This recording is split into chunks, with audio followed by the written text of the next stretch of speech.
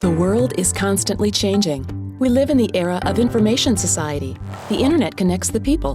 The development of science is focused at the cosmopolitan dimension of mankind. The technological development is becoming a part of our everyday living. The global science is becoming more available to people. The information society becomes a part of our everyday life.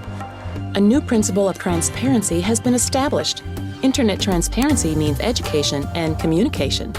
That is actually the principal objective of every humanistic priority.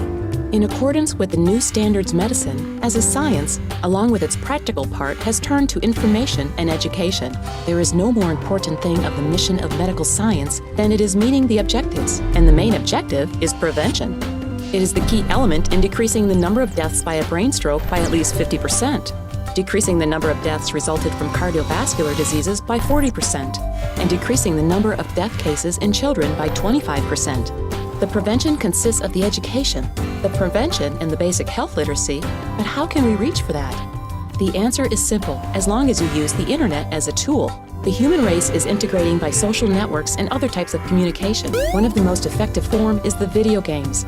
More than 650 million people Google the keyword game on a monthly basis.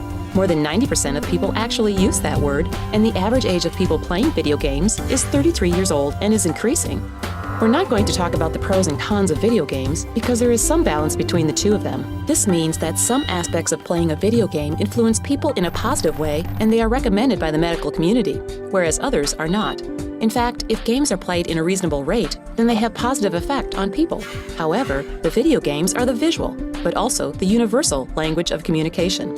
People who play video games represent a large number of the population. As an integrated group of people, they represent an accessible area in which information on health prevention can be transmitted. The best results will be obtained by conveying short, concise, and essential messages. The main idea is to transfer the information on medical prevention to people in the simplest way, without interfering with the focus of their interest. If they want to know more about a certain topic, there will be a link that will guide them to a page where the etymology, prevention, development, and treatment of a certain disease will be described.